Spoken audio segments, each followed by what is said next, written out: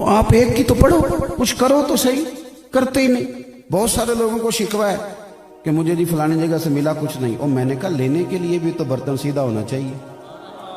اگر تیرا برتن ہی الٹا ہے تو اس میں خاک گرے گی کوئی چیز؟ برتن تو سیدھا کر۔ رب کریم کے بندوں نے زندگی میں کوئی الجھاؤ نہیں بناتے، مزاج نہیں۔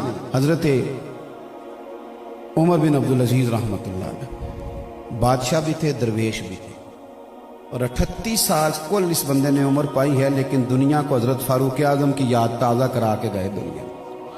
حضرت عمر بن عبدالعزیز لکڑی کے جوتے پہنے ہوئے، 2-3 سپاہی بھی ساتھ ہیں، گلی سے گزر رہے ہیں، ایک بابا سویا ہو، موٹر سائیکل کی ٹکر ہو جائے تو کیا کہتے ہو؟ انا ہوئے ہیں بولے میرے نا، میں ایک دفعہ روڈ پہ کھڑا تھا اپنے شہر میں، تو میرے جاننے والے ایک دوست تھے، انہوں نے غلط کراسنگ کی، موٹر سائیکل گر گئی، غلط کراسنگ بھی خود کی، اور بعد میں اس بندے پہ چڑھائی کر گئے۔ اینی ٹو ریڈ ہے، تینوں پتہ ہی کوئی نہیں، بیچارہ شریف آدمی چپ کر گیا۔ میں سڑک کے اس پار کھڑا دیکھ رہا تھا، جب وہ میرے پاس آئے تو میں کہ یار غلطی بھی تیری، چڑھائی بھی تو کر گیا۔ کہندا ایسا میں نہ کرتا پھر انہیں کر جانی سی۔ میں کہ چھیتی نہ لاب کر جو، ادھر وہ کر گیا تو پھر جو معافی منگنی پائے گی۔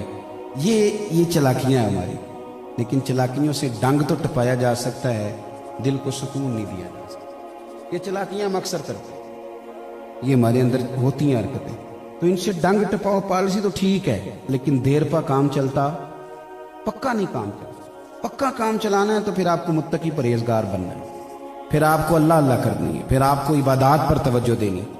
حضرت عمر بن عبدالعزیز گزر رہے تھے، لکڑی کے جوتے پہنے ہوئے تھے، اور سپاہی آپ کے ساتھ تھے۔ تشریف رکھیں جی، آپ تشریف رکھیں، اللہ آپ کو جزائے خیر۔ تھک گئے تو اوپر آ جائیں، یہاں آ جائیں اوپر۔ حضرت عمر بن عبدالعزیز رحمۃ اللہ تعالیٰ علیہ گزر رہے تھے، اب لکڑی کے جوتے کھڑاؤں پہنتے تھے لوگ، بابا جی بیچارے بوڑھے سوئے ہوئے تھے کہیں فٹ پاتھ پہ، تو حضرت جی کا پیر نہ بابا جی کے پیر پہ آ گیا۔ انہوں نے وہی کہا جو سارے لوگ کہتے، اچانک اٹھے اور کہنے لگے اندھے ہو۔ بادشاہ سلامت کو کہہ دیا اندھے ہو، تو جناب عمر بن عبدالعزیز رحمۃ اللہ علیہ کہنے لگے نہیں بزرگو، مجھے نظر آتا ہے۔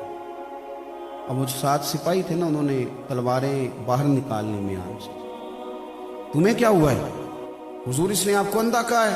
اب فرمانے لگے نہیں، اس نے تو نہیں کہا۔ حضرت جی کہا ہے، فرمانے لگے نہیں کہا۔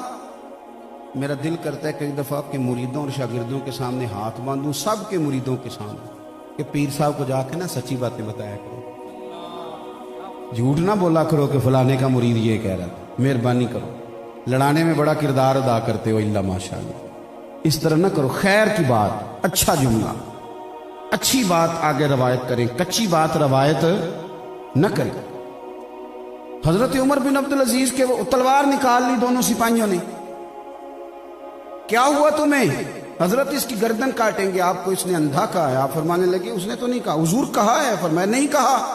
حضرت جی کہا ہے؟ فرمانے لگے بابا تم سے باتیں کر رہا تھا کہ مجھ سے کر رہا تھا؟ حضور آپ سے ہی کر رہا تھا۔ تو فرمانے لگے بیوقوف ہو، انہوں نے تو پوچھا ہے، ایک سوال پوچھا ہے کہ آپ اندھے تو نہیں؟ تو میں نے کہہ دیا نہیں مجھے نظر آتا ہے، اس میں جھگڑے والی کون سی بات ہے؟ او جتن جتن تے ہر کوئی کھیڑے، تو ہارن کھیڑ فقیرہ، جتن جتن تے ہر کوئی کھیڑے، تو ہارن کھیڑ فقیرہ، اور جتن دا مل کوڈی پیندائی ہارن دا مل ہیرا، جتن دا مل کوڈی پیندائی ہارن دا مل۔ میں آپ کو ایک اور بات بھی بتاتا ہوں، یہ گاڑیوں میں تو میں نے اب سفر کرنا شروع کیا نا، تو بسوں میں بڑا سفر کیا۔ غریب گھر سے تعلق تھا، بس کا کرایہ بھی سوچ کے ہی چلتے تھے کہ کرایہ بھی پاس ہے کہ نہیں آنے جانے کا۔ تو میں بس میں بیٹھا تھا، تو میرے ایک سیٹ چھوڑ کے نا، تو اگلی سیٹ پہ ایک شخص نے ایک بندے کو معاذ اللہ استغفر اللہ قائل کر رہا تھا کہ یا رسول اللہ نہیں کہنا چاہیے۔ تو رش تھا بس کے اندر، پریشان تو میں بڑا تھا، لیکن میں نے کہا کہ کوئی گنجائش بنتی ہے تو میں جا کے دلیلیں دیتا ہوں۔ اچھا وہ اسی 10-15 منٹ کی کشمکش میں نا سٹاپ آ گیا اس بندے کا جس کو سمجھایا جا رہا تھا، اس نے اترنا تھا۔ اترتے وقت کہتا ہے انہوں جڑا سمجھا دیا مولوی صاحب تو کتنا ٹائم ہویا مینوں سمجھا دیا؟ وہ کہتا جی گھنٹہ ڈیڑھ ہو گیا۔ کہتا چلو پھر تشریف کو یا رسول اللہ مدد۔ آپ یقین کریں میں بڑا پریشان تھا، میرا کلیجہ ٹھنڈا ہو گیا۔ میں کہا بھائی تو بیلیا کمال ہی کر گیا، کوئی اس نے جواب نہیں دیا اس کی بات کا، کوئی بات نہیں کسی قسم کی۔ اور یار ہم تو دشمن کو بھی پاکیزہ سزا دیتے ہیں، ہاتھ اٹھاتے نہیں اسے، اس کی نظروں سے گرا دیتے ہیں۔ اس نے ان پوچھتا کتنا ٹائم لایا ہی، کہندا گھنٹہ ڈوڑ ہو گیا، کہندا پھر تشریف رکھو یا رسول اللہ مدد۔ میں کہ لے بھائی میری بھی ٹینشن ساری دور کر گئے تھے۔ اچھا وہ جتنی سواریاں بیٹھی تھی اس مولوی صاحب کی طرف دیکھ دیکھ کے ہنسے، اور میرا بھی دل سی کہ یار ان کو اگلے سٹاپ تے لے ہی جائیں تو چنگا ہے، اتنا سفر تو کیسے کرے گا۔ تو اس طرح کے پکے بنے آپ، پکے۔ آپ یقین کریں بڑی لوگ، ہم بھی دلیلیں سنتے ہیں اللہ کے فضل سے، کتابوں میں پڑھتے ہیں، پتہ نہیں لوگوں پہ کس چیز کا اثر ہوتا ہے۔ الحمدللہ تعالی اثر بس اسی چیز کا ہوا ہے جسے فتاوی رضویہ کی سطروں میں دیکھ لیا، باقی سمجھ نہیں ہے۔ فاضل بریلوی نے جو وضاحتیں کی وہ کمال کی، اپنی زندگی احتیاط والی۔ ایک بات آپ کی خدمت میں اور عرض کر لوں، آگے قرآن مجید نے کہا والذین یبیتون لربہم سجدا وقیاما، فرمایا اللہ کے بندوں کی یہ شان ہے کہ وہ راتیں سجدے اور قیام میں گزارتے۔ ہمارا نا مسلح بڑا کمزور ہے، عبادت نہیں کرتا، توجہ نہیں کرتا۔ میں آپ کو صحیح کہتا ہوں کہ بندہ، میں کیسے بات کروں، کچھ چیزیں ایسی ہیں جو کہیں بھی نہیں جا سکتی۔ میں کبھی کبھی سوچتا ہوں کہ جب لوگ دینداروں سے دور ہوتے ہیں، کئی دفعہ پکے نمازی ہوتے ہیں، اور بچہ مدرسے میں داخل کرا دینا، اس کو دلیلیں مل جاتی ہیں کہ بغیر نفل کے بھی گزارا ہو جاتا ہے، عصر کی پہلی 4 سنتوں کے بغیر بھی گزارا ہو جاتا ہے، عشاء کی پہلی 4 سنتیں بھی ضروری نہیں، وہ کہانیاں بنانے لگتے ہیں۔ کئی دفعہ جب تک دور ہوتا ہے، علماء تائید کریں گے میری بات، پکا ہوتا ہے۔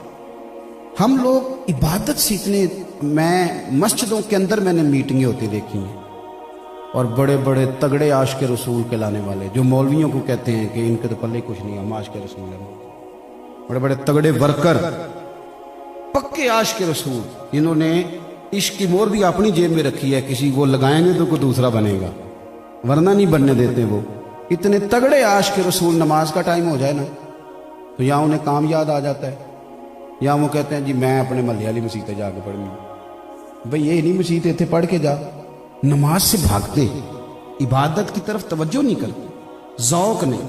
اور بھئی عشق تو محبوب کے طریقوں پہ چلاتا ہے، عشق تو محبوب کے رنگ میں رنگ دیتا ہے بندے۔ تو عبادت کا خاص ذوق، نفلوں کا خاص مزاج، قرآن پاک کی تلاوت کا خاص ذوق، یہ ہمارے صوفیاء کا طریقہ ہے۔